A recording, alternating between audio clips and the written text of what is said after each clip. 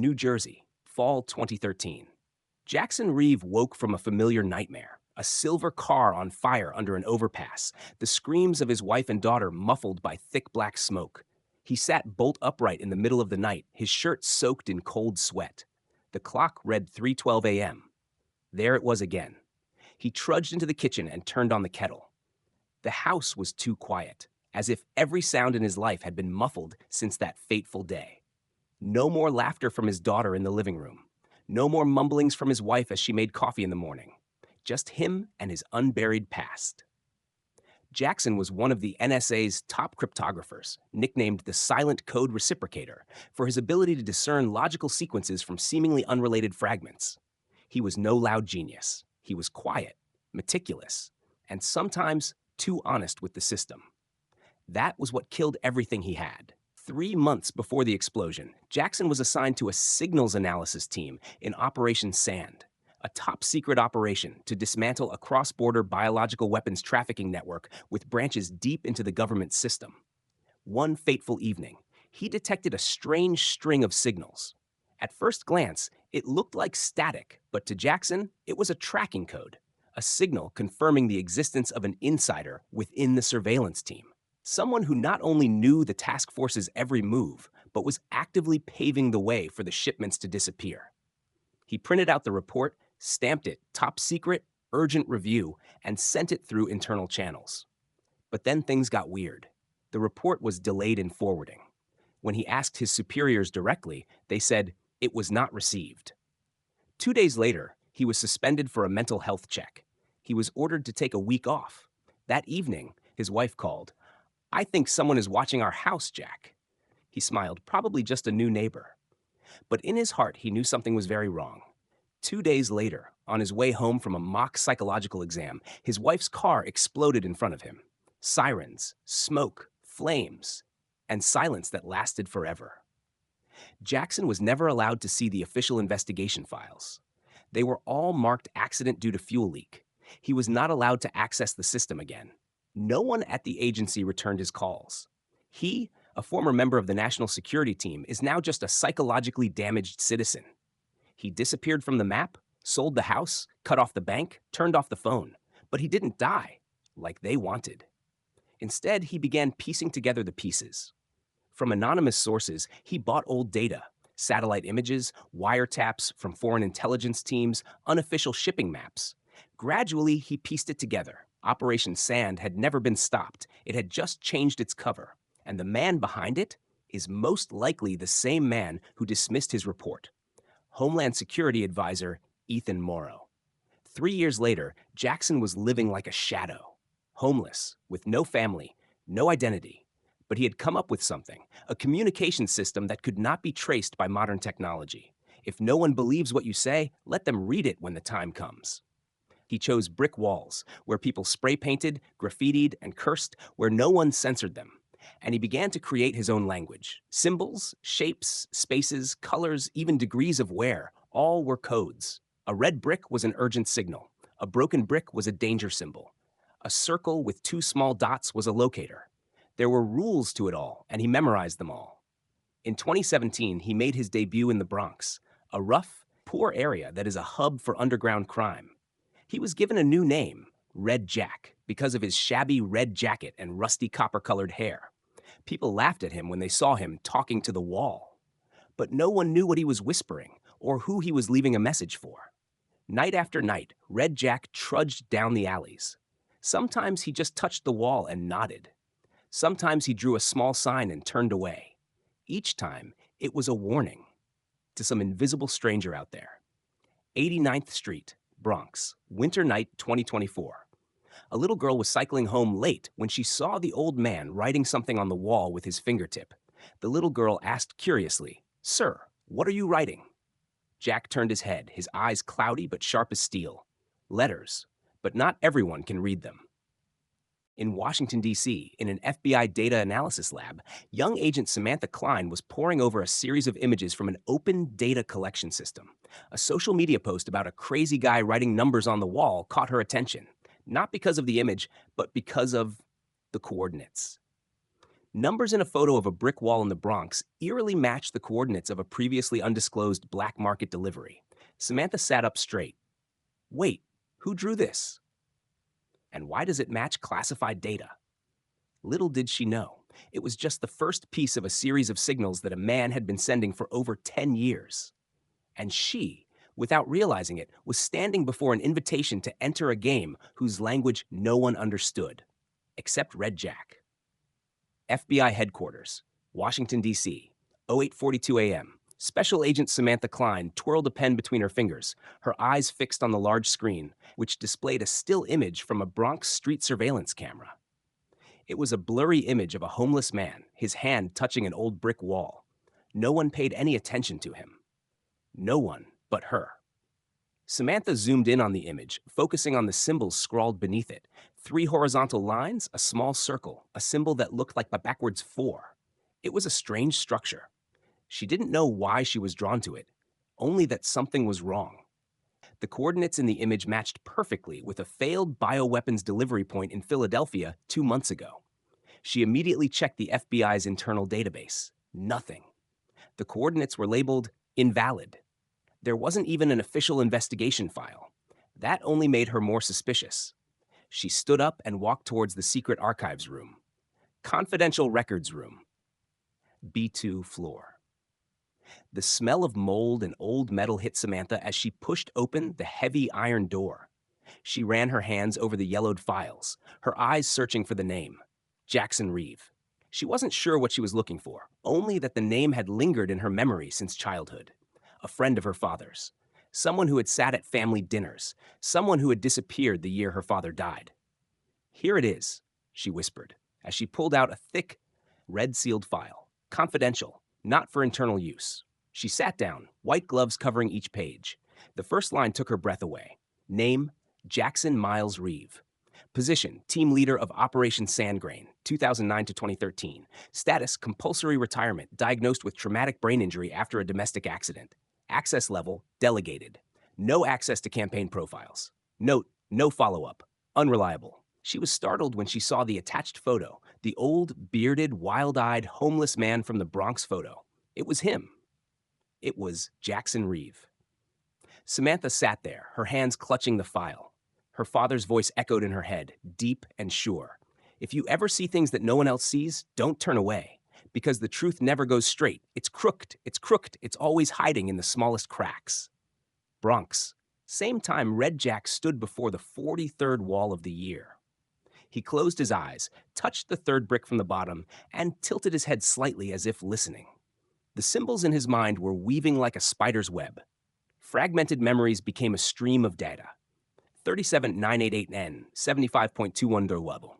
Departure at 03. Cargo type VX series. He took a small piece of charcoal from his pocket and began to write the code on the wall. Each stroke was a memory he refused to let go of. The smuggling network was still alive, and he still had a job to do. On the street corner, a young man took a picture of him with his phone, sneering, "The crazy guy is writing comics on the wall." Red Jack didn't react, but he knew in his heart the right person would see. At the right time, in the right place.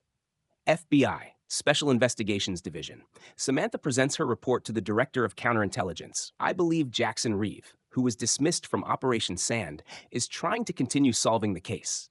And he is not crazy. What he left behind were the actual coordinates. His coding system is more complex than any I have ever seen, but consistent. What evidence do you have other than brick walls? The director asked coldly. Yes, the GPS data from 2 coordinates matches the delivery route we only suspected. It has never been made public. It can't be a coincidence. The director was silent. After a while, he replied, I'll give you 72 hours. Monitor yourself. Do not tell the press. And if nothing comes up, you close this case. Samantha nodded, but knew in her heart 72 hours was more than enough if she found the right wall. Bronx night, 12 a.m. Samantha walked to where Jackson had left. The wall was still warm with charcoal. She bent down, carefully writing down each symbol, each line. She didn't understand it all, but it felt like she was reading a letter from the dead, sent from a forgotten place. Suddenly there was a noise behind. An old figure stepped silently out of the darkness. Samantha turned, her hand on her gun, but the man only looked at her, his eyes glowing in the darkness. You are James's daughter? His voice was shaky but clear. Samantha did not reply. She was speechless. Your father was the only one who believed in me, but he died because he believed too much. Jack stepped closer, his eyes no longer cloudy but clear. He whispered, They never stopped selling weapons. They just changed the way they distributed them. And I can't let that continue. Samantha nodded. Her voice choked. You need help. And I believe I am the only one left who can hear the wall you write on. Bronx, 05 a.m. The first rays of the morning sun peeked over the horizon, filtering through the cracks between the dilapidated buildings. The damp morning air was filled with the smell of garbage and dust. The streets were deserted. Samantha followed closely behind Red Jack, a thin man in a faded coat and torn-soled shoes, but his steps were purposeful, as if he were leading the way to an invisible door in this world. Jack stopped in front of a patchy wall on the side of an abandoned grocery store. He said nothing, just pulled out a small piece of charcoal wrapped carefully in tissue paper. Samantha stood beside him, her notebook and phone open, ready to jot down every stroke. What is this? She asked, as Jack drew 3 circles, one inside the other, and crossed them out. Shipping schedule. Each circle is a time point. The intersections represent delivery points. The red cross is a warning. It may have been exposed, he said, his eyes fixed on the wall.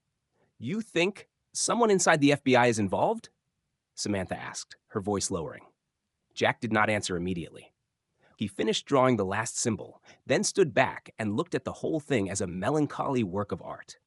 Then he said slowly, Don't think, I know, and he's at least one step ahead of us. 3 days ago, another place. In a secret office in the basement of a government building, Agent Raymond Kessler received an unmarked envelope. Inside was a blurry photograph of a white woman with her hair tied up, taking notes at a wall in the Bronx. The back of the photo says, Klein found him, cleaned up before the official report. Raymond crumpled the photo in his hand. He had been Ethan Morrow's right-hand man, the man behind the Sand Particles Network. He knew that Red Jack's existence was a threat. But now, Samantha Klein, the daughter of Agent James Klein, was in direct contact with Jack, which was unacceptable. Raymond picked up the phone and dialed a number. Deploy a surveillance team to the Bronx. Find her. And if necessary, erase both of them. Present. Bronx. Samantha sat on the cement steps, leafing through the pages of her notes. Jack's symbols had started out as doodles, but now they were organized. Each symbol was a point on a map, each string of numbers a timeline of transit. The walls, when connected, formed a living map, the underground transportation network of Sand County. How long have you been doing this? She asked. Jack sat next to him, eyes looking far away. Almost 7 years. I change locations every month, but I keep coming back to the same walls, updating information. I have to leave a mark, enough for someone to understand, even if it's just one person. And aren't you afraid they'll find you? Jack smiled faintly. Being crazy is the best disguise. No one listens to a homeless man talking to a wall, but the intelligent person will learn to listen to what is ignored. Samantha was silent. She remembered the past. When she was a child, she had seen a gray-haired man come to dinner with her father. He had given her a model robot made of pencil and wire, Jackson Reeve. Now, before her stood the remains of a genius, surviving on codes and symbols, seen by the world as a mad wind in the marketplace. The 17th wall Jack stopped at the back wall of an old laundromat. He turned over the 5th tile from the left. Underneath was a piece of plastic-wrapped paper, a hand-drawn sketch. Samantha took it, her eyes widening. It was a diagram of the East River warehouse, with detailed descriptions of the shipping tunnels and escape hatches. At the bottom, it read, VX07 delivery, Friday, 02:30 a.m. Samantha checked the time. It was Wednesday. They had less than 48 hours. At the same time, a nearby street corner, Raymond sat in the black van, binoculars in hand, observing from a distance. He saw Jack and Samantha. His eyes were cold. Start keeping a close eye on them. Tonight, when they split up, we'll deal with them. He pulled out a Glock, placed it on his lap, and smiled faintly. Little girl, if you are like your father, you will die like him. That night, a temporary room. Samantha borrowed a room in an abandoned church for Jack to spend the night. He sat quietly in the corner, holding an old torn photo, a family photo of himself, his wife and daughter on a picnic. I can't remember their voices anymore, he said, but I remember their eyes. And when they died, their eyes were still looking at me. Samantha sat down and said softly, "You are doing what no one else would dare. My father would be proud." Jack nodded slightly, his eyes shining with gratitude. "Tomorrow," he said, "we go to the East River. If I am right, that is the last link." East River, Industrial Park number 12, low 1:14 a.m. Friday. Thick fog covers the deserted dock, which used to be a cargo depot in the 80s and is now a no-go zone, except for a few wandering groups or those who don't want to be seen. Jack and Samantha stood behind a large concrete wall, eyes fixed on warehouse number 17. A pale yellow light shone through the dusty window, illuminating the silhouettes of two men loading containers onto a truck. "We're just in time," Jack whispered. "VX-07 never takes the main route. They move between 2 and 4 a.m. when the satellite tracking system switches its data check schedule." Samantha checked her watch. 01:16. She pulled out her infrared binoculars and peered inside. Each crate was labeled Sutherland Labs, Biological Material, Level B. VX-07 is a nerve agent. Just a drop in the ventilation system can wipe out a building, Jack said, and they're preparing to ship that shipment to the port of Newark. Samantha pulled out her phone and sent the coordinates and photo to the FBI's emergency system. No signal. She frowned, checked again. The network was down. "They use jamming devices," she said. Jack didn't seem surprised. "I have a plan B." He pulled a piece of chalk from his pocket and walked over to the abandoned concrete wall a few meters away. Samantha looked at him, surprised. "What are you going to do?" Jack did not answer. He began to draw. Wall number 53, emergency code. He wrote at a dizzying pace, each symbol wove into the next like a maze. Double triangles nested in spirals, upside-down arrows pointing to a circle with a red dot in the middle. Samantha couldn't make it all out, but she recognized the difference. This was no longer a lookout signal. It was a call for help. "This wall is on the automated camera line of the city surveillance system. If I draw the code correctly, the FBI data center AI software will recognize it because I programmed it," Jack said, still drawing. Samantha was stunned. "You mean the FBI surveillance system can recognize the code you created?" Jack nodded. "If they still have the original structure, I only have one chance and one wall." In stock, Raymond Kessler stood on the second floor of the warehouse, looking down at the shipping crew packing crates VX-07. He glanced at his watch, row 132. Everything was going according to plan. A mercenary stepped forward, handing over infrared binoculars. "There are two people to the west of the warehouse, one old, one female. That's them." Raymond nodded and ordered, "Leave no survivors. Block all escape routes. Don't use guns right away. Make noise. Clear quickly. Be gentle, as long as no one notices." Outside, Jack finished the last sign. He stepped back, looking at the wall as if it were a will. His eyes flashed with faith, fragile but unwavering. Samantha was tense. "Are we pulling out?" Jack shook his head. "Not yet. If the signal is received, they'll need time to locate. We have to hold our position for another 10 minutes. 10 minutes? With a squad of assassins approaching from 3 sides? You have a gun." "I have walls," Jack said, smiling slightly. Clash. A soft noise behind her. Samantha pulled out her gun and pressed herself against the wall. Jack picked up the rusty iron bar and took a defensive stance. 2 dark figures rushed out from around the corner of the warehouse. Samantha opened fire. The first shot hit the first man in the shoulder, knocking him down. The other man backed away, threw a smoke grenade, and disappeared. "They're stalling," Jack coughed. "They want to drag us into the warehouse." Samantha pulled him back. "Don't get cornered. I need a high score." They retreated to the roof of the building across the street. From above, they could see a truck idling. Jack frowned. It wasn't a shipment. It was a getaway vehicle. They moved the shipment ahead of time. They knew someone was watching. "The order was leaked," Samantha whispered.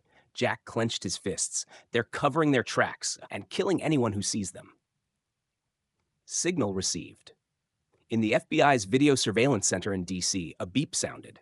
A programmer was startled to see an automated alert pop up. Emergency code symbol RJ17 detected, confirmed from Reeve 3.1 software. The programmer immediately reported to his superiors. The internal network was activated, and urgent information was sent to the nearest federal agent. Less than 4 kilometers away, an FBI task force protecting an international economic conference in Midtown received a warning signal and was ordered to change course. The reverse siege.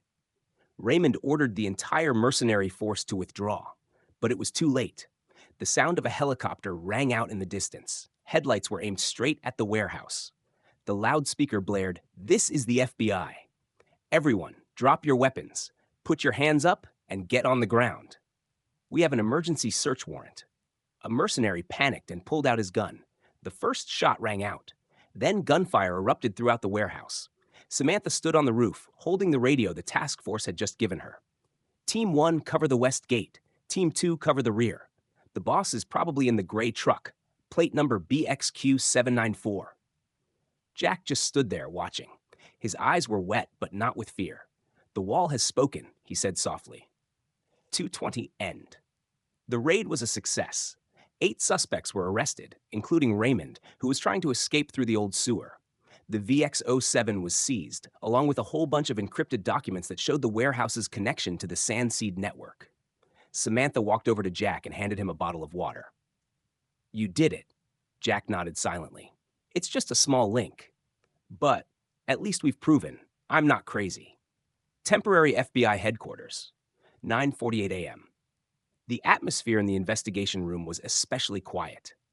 On the large screen in front of Samantha was a map of the Sand County organization's network, extracted from the hard drive in the warehouse last night. 39 red markers were spread across the United States, from Seattle to Atlanta, from Denver to Miami. Each was a transit station, hidden under the guise of a fertilizer plant, a mobile clinic, or a logistics company. Samantha zooms in on a coordinate to the northeast. Vermont.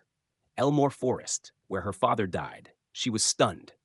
Officially, James Klein, a federal agent, her father, had died in a helicopter accident while on a forest patrol.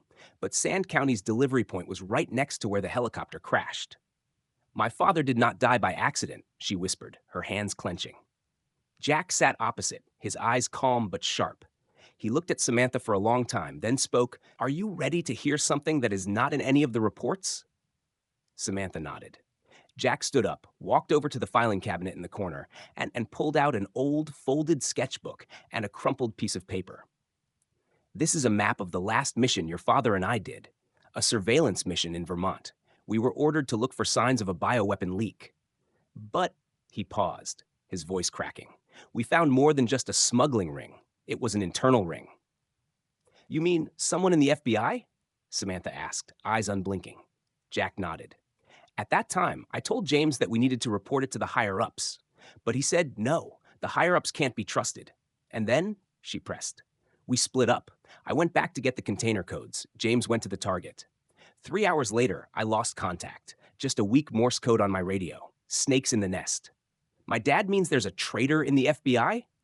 Not just one person. Internal Investigation Records Office, Fort 15. Samantha requested access to her father's accident investigation file.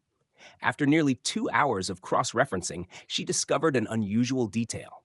The first person to report the accident was Agent Raymond Kessler, who had just been arrested in the East River warehouse case. Raymond's report said James died due to bad weather and made no mention of any radio signals. But Samantha discovered that the black box copy had a recording that had been erased midstream. She asked the technical department to recover the data. A weak male voice rang out through the noise. "Morrow, he's here. The traitor is." Samantha's heart clenched. Ethan Morrow, Homeland Security Advisor, was Jack and James' direct superior. She turned to Jack. He was already standing, staring at Morrow's picture on the wall. "Do you know why he let me live?" Jack asked. Samantha shook her head. "Because he thought I was going crazy.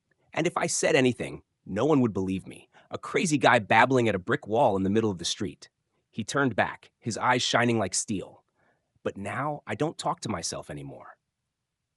Meanwhile, interrogation room, FBI DC Raymond Kessler sat in his chair, his hands cuffed. He had not spoken since his arrest. But when he heard the name James Klein, he smiled slightly. Is his daughter still digging into the past?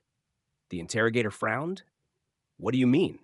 Raymond looked straight into the camera and growled, "If you think the warehouse incident is the climax, you're stupid. The sand has deeper roots than any organization. And if Reeve is coming back, you won't be able to put out the fire." That night, Wall 61, Chelsea, Jack, and Samantha return to their old work. Jack draws a complex diagram on the wall, this time of the Sand County's internal wiring system from over 10 years ago. "See?" he said, pointing to a junction.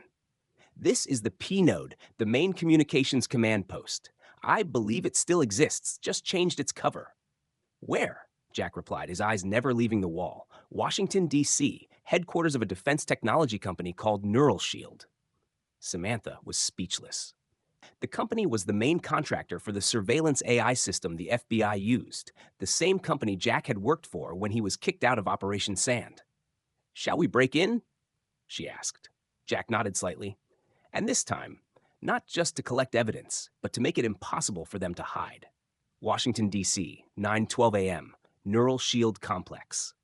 Neural Shield Technologies' 25-story glass building sits quietly in South D.C. with no flashy signage or exterior cameras, inconspicuous for a defense technology company that develops surveillance systems and artificial intelligence.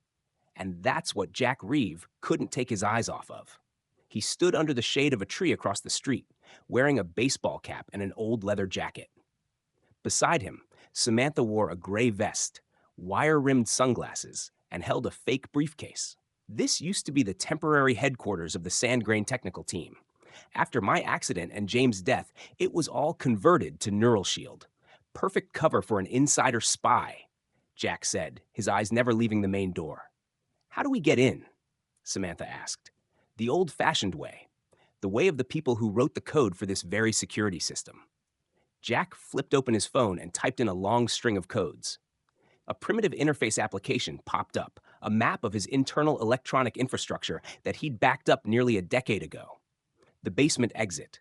The fingerprint sensor has been replaced, but the anti-repeater system is still vulnerable.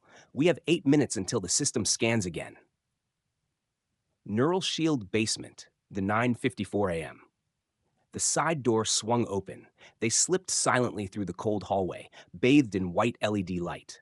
Samantha strained her ears for any sound, but it was eerily quiet. "The data center is on the 3rd floor, but I need to go to the 10th floor, the old archive room. There might be a copy of the original Sandgrain network data there," Jack said. They split up.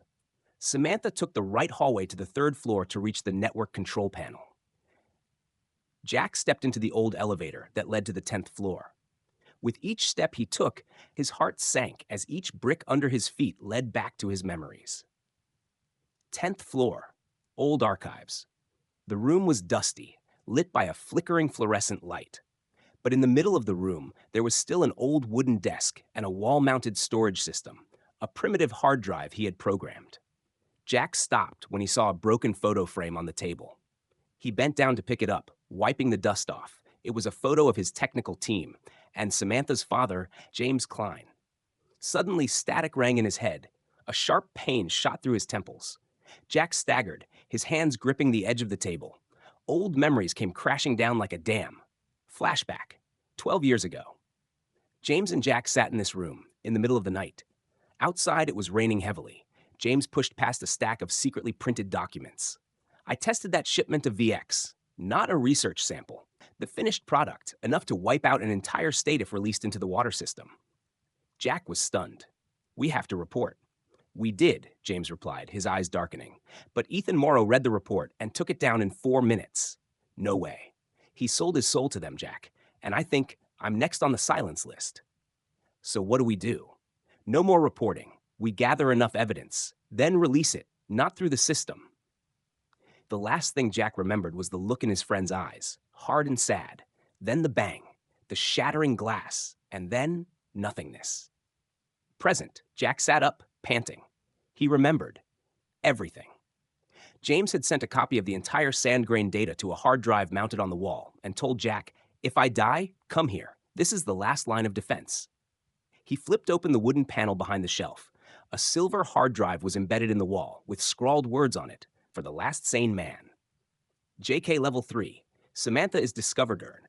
While Samantha was connecting to the network data from the server, a noise was heard. She turned around. Two internal security guards appeared, glaring. "Who are you? What are you doing here?" Samantha pulled out her FBI card and said quickly, "Internal investigation. Urgent order from the Ministry of National Security." But they were not swayed. One of them grabbed the radio. "Operation Room, there is an unknown person at the third floor server. Verification required." Bam! Samantha lunged at him before he could finish. She hit the radio handle, spun around, and dodged a punch from the second man. An uppercut, then a knee. Both men went down. Samantha gasped, her hands shaking, but her eyes focused. She pulled out the hard drive she had just extracted the data from, stuffed it into her bag, and left. Floor 10? Unexpected reunion. As Jack was about to leave with the old hard drive, the door to the room opened. Ethan Morrow walked in. He was older, his hair was gray, his suit was tailored, but his eyes were as sharp as the last time Jack had seen him, at his wife and child's funeral. "You're finally back," Morrow said, his voice like a knife. Jack said nothing. He just put the hard drive in his shirt, eyes unblinking. "You should have died with your family," Morrow continued. "But I let you live so the world would believe you were crazy. And you played against the wall for 10 years. You think you won?" Jack chuckled. "No, I just need long enough for someone to read what I left." Just then, bang, the back door opened. Samantha walked in, gun in hand. "You're under arrest, Morrow. The evidence is backed up, and this entire room, it's being recorded live." Morrow turned around, just as the building's warning lights flashed. The FBI was on the scene. FBI headquarters, Washington, D.C. 8:32 a.m.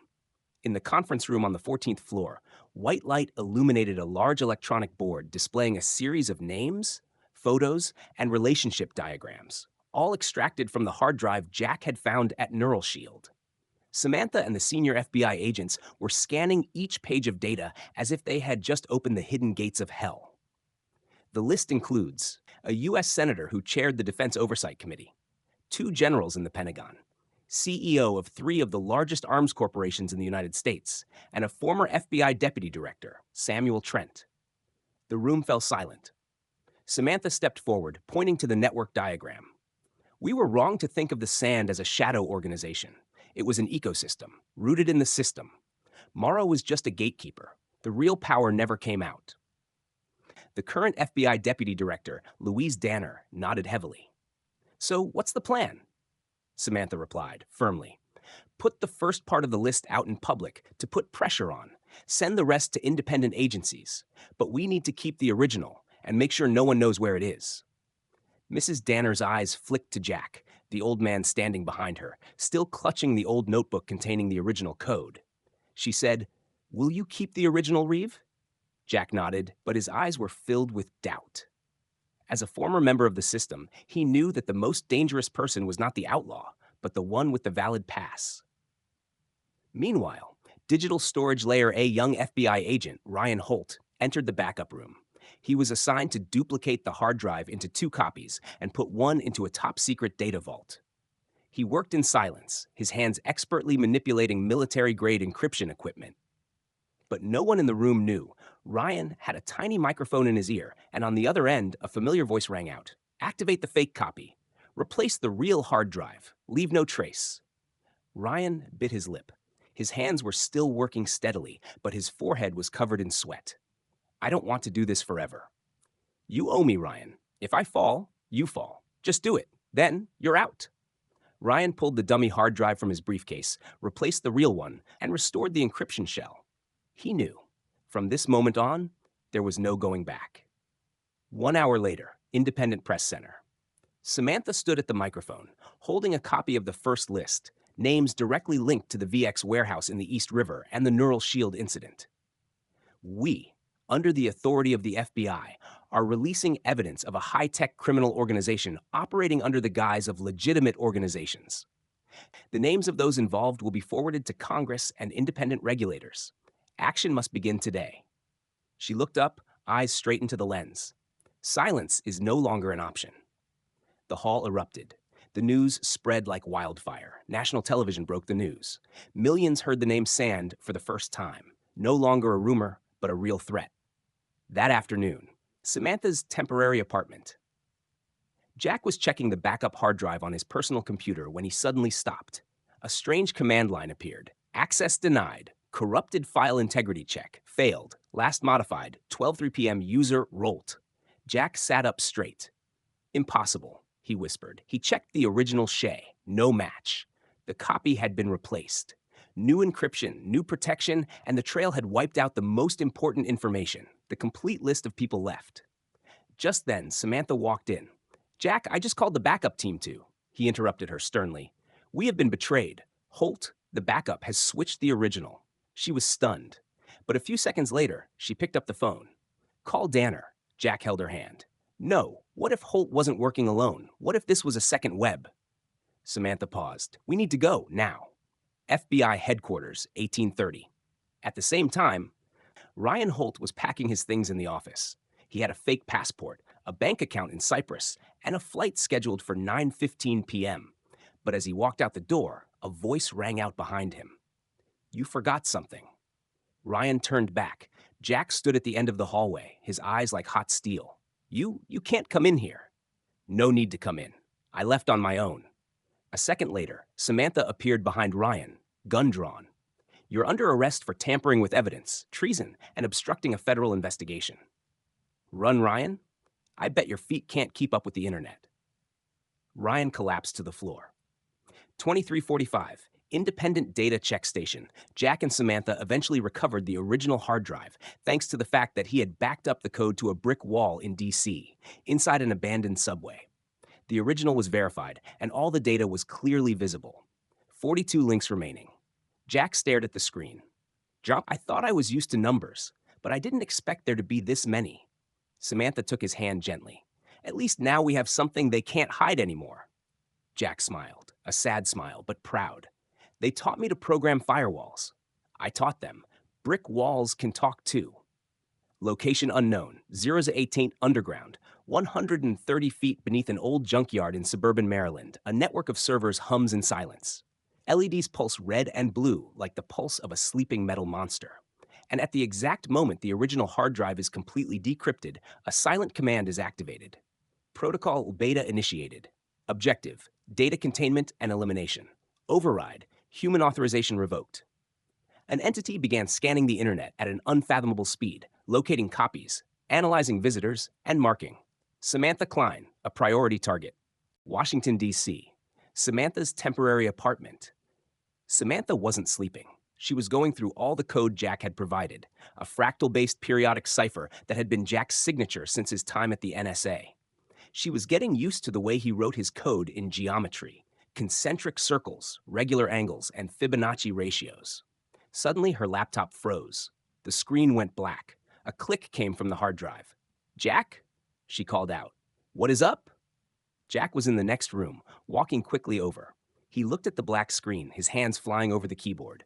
Authentication code is invalid. Limited access due to dynamic encryption. Object of distribution. AI, programming non-human. Oh no, Jack backed away. What's the matter? They released an AI. Morrow wasn't just running a human network. He had a self-learning system programmed to react in case of exposure. It was called the Dark System, a dark AI. And what is it doing now? Track, burn, and if necessary, access every camera, phone, storage server to delete or destroy anyone with access to the information. Like us? Jack was silent. 6:03 a.m., warehouse number 21, DC Underground. Samantha and Jack sit across from a group of hackers. The room is hidden under an abandoned bar where lawless technophiles congregate. Sitting in the middle was a man in his 30s, wearing virtual reality goggles, his hands covered in black ink and wires. Kai, nicknamed Spiral. Reeve, Kai said, smirking. I thought you were dead. The last time you taught me how to build a reverse blockchain, I got kicked out of 4 military systems for messing around. Jack smiled. I taught you for when you need it. Now is that time. Kai nodded. What do you need me for? Build an active firewall, not just to block the AI, but to trap it. Samantha interjected. If that AI continues, it will erase the evidence. And if nothing is done, it will erase us too. Kai turned to the hacker group and ordered, start Spiral Shell. Unlock all hidden channels. This is a war no one will acknowledge. But if they win, there will be nothing left to acknowledge. The invisible battle begins, 7:18. Spiral Shell is a reverse engineering tool developed by Kai, used to trick an AI system into revealing its processing core to self-destruct. But the condition is, the AI must believe that it has won. In the cramped room, 6 hackers worked simultaneously on 12 screens. Circuits hummed, cooling fans spun nonstop. The smell of burnt plastic and stale coffee mingled in the air. A command line flashes on the central screen. Connection established, ShadowNet detected. Injecting loop Trojan, 3%, 7%, 13%. Kai shouted, "It's counterattacking. The AI just countered, taking root." "Cut secondary power," Jack ordered. "Switch to analog." One of the hackers unplugged the main cable, transferring the data through an old system from the 90s, a computer that was not connected to the network, only used for manual decoding. Outside, the lights across the neighborhood flickered. Samantha looked up and whispered, "They're switching to physical attacks. Power grids." Jack quietly opened the cloth bag. Inside was a stack of papers, handwritten with the entire original system code.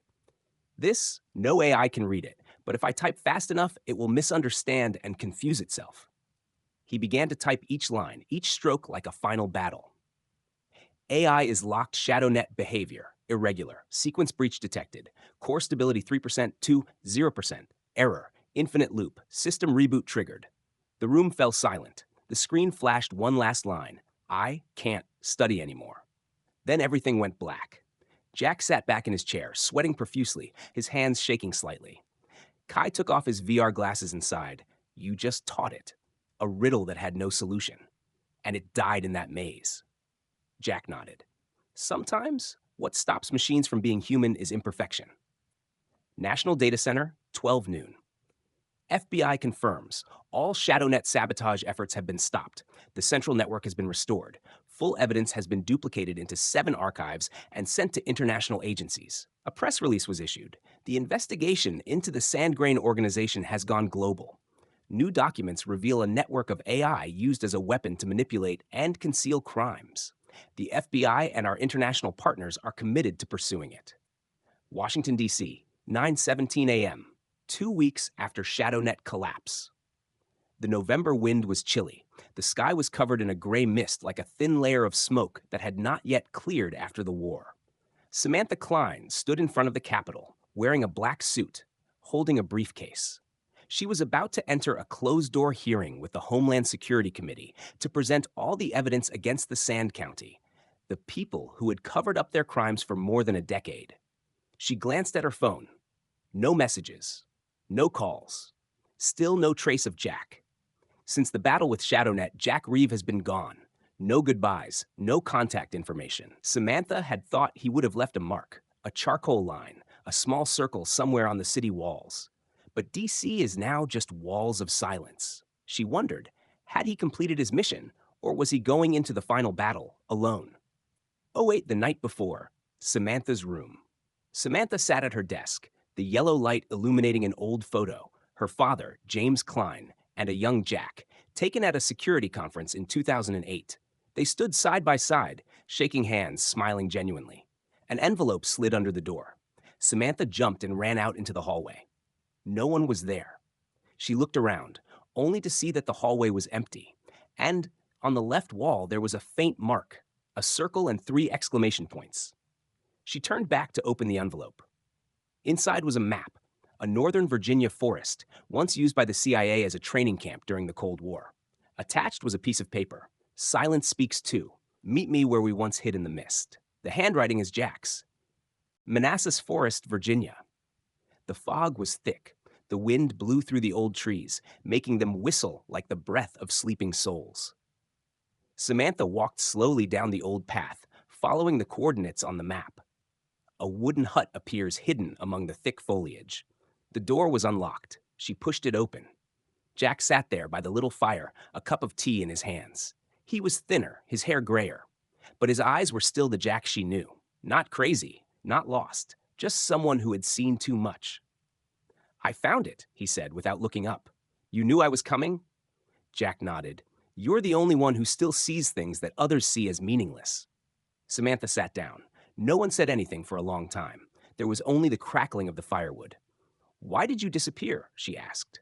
Jack stared into the fire. "Because I've done my part. ShadowNet is dead. The network has been exposed. The rest is up to your generation. But there are still some who have not come forward. There are at least 7 people on the list who have not been caught. Some are fleeing to the Middle East. Some have disappeared from the system. Jack turned, his eyes piercing through her. Samantha, there is something more dangerous than AI. It is people who understand human psychology and are willing to manipulate the world not with violence, but with silence. So what do we do? Jack smirked. You will do what I cannot. You have the system, the reputation, the trust.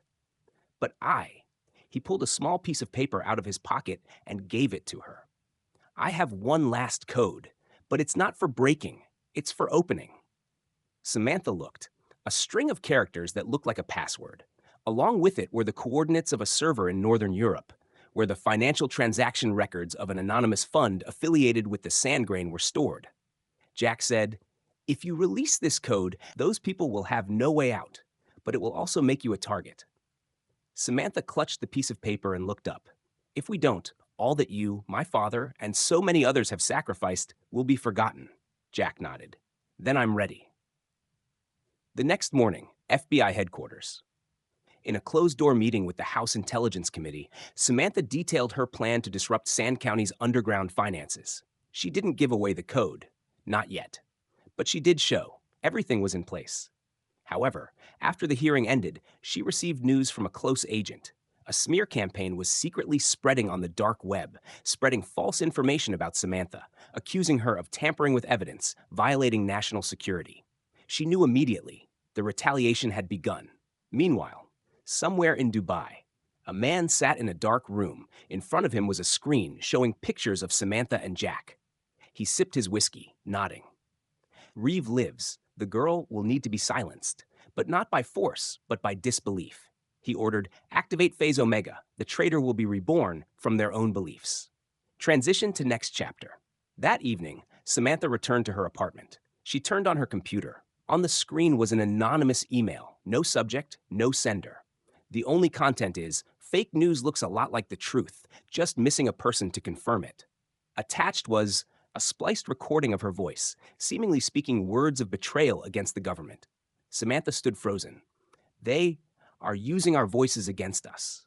She turned to the window. In the quiet night, there was no one. But somewhere in the distance, she felt clearly, the battle was not over. It had only begun to change form. Washington, D.C., 03 a.m.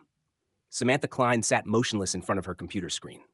The pale blue light fell on her face, reflecting the email with no sender, no subject, just a fake recording of her voice saying words she never said. I can make all the evidence disappear, if in return it is a guarantee of position and power. Each word was like a sharp knife cutting into her heart. The recording began to circulate on social media.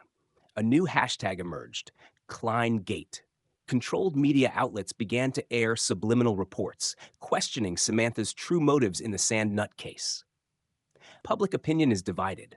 Half call her a hero, the other half a double-dealing pawn. And Jack Reeve, the only witness who could have testified against him, had completely disappeared. Meanwhile, abandoned Church, South D.C. Inside the old bell tower, a figure crouched against the stone wall. His hands shook, but his eyes were as cold as steel. It was Red Jack. On the moldy wall, he wrote the final line of symbols in white chalk, 3 interlocking circles, with an arrow running through them. Below, he engraved the words, "The truth is not dead. It just waits for someone brave enough to tell it again." He stepped back, looking at the words in silence. Then, as was his habit, he disappeared into the night. The next morning, Homeland Security Committee. Samantha walked into the conference room. Her eyes were dark, her face determined. There were dozens of high-ranking officials, congressmen, judges, and journalists. The atmosphere was tense. The chairman of the committee looked at her through his thin glasses. Agent Klein, with the recording circulating online, we need answers. Do you deny involvement? Samantha didn't answer right away.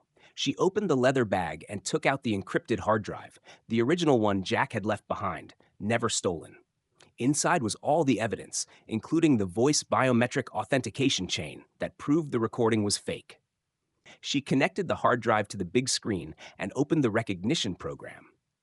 This is the system Reeve and I developed before he lost contact. It can analyze frequency variations in speech, things that the human ear cannot hear.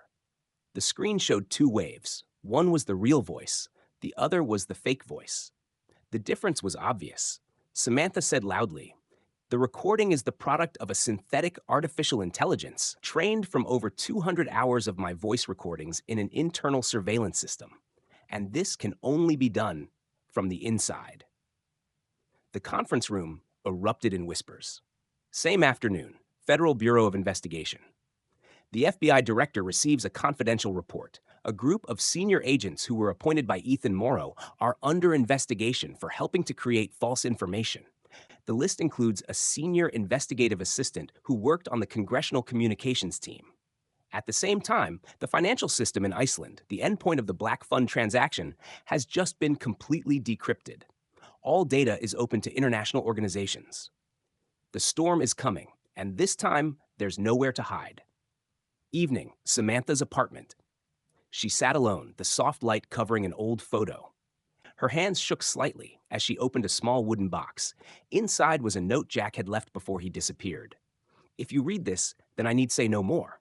But if no one reads it, then silence will prevail." She turned to the wall.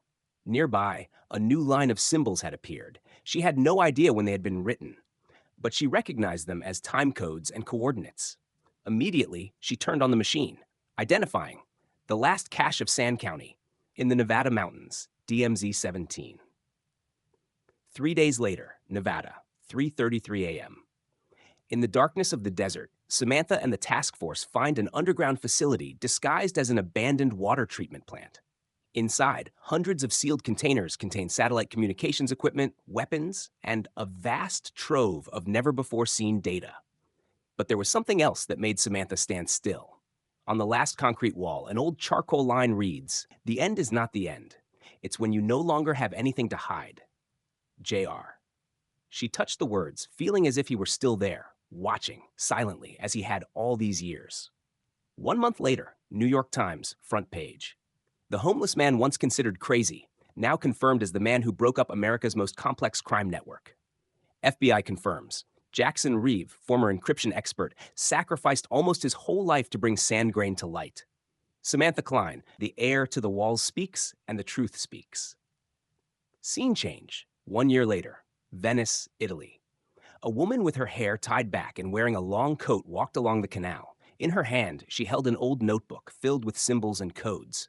She stopped in front of the stone wall near the Rialto Bridge, took out white chalk, and drew a single circle and 3 dots. An Italian child passed by and asked, "What are you writing?" She smiled. A greeting from the man who once made the world listen to a wall. Jack Reeve was never found. No one knows if he is alive or dead, but in many places around the world, the old symbols, 3 dots, circles, arrows, still appear, occasionally on anonymous brick walls. People say, that is a legend. But Samantha knew. It was the sign of someone who didn't need to stand in front of the camera to say what mattered most.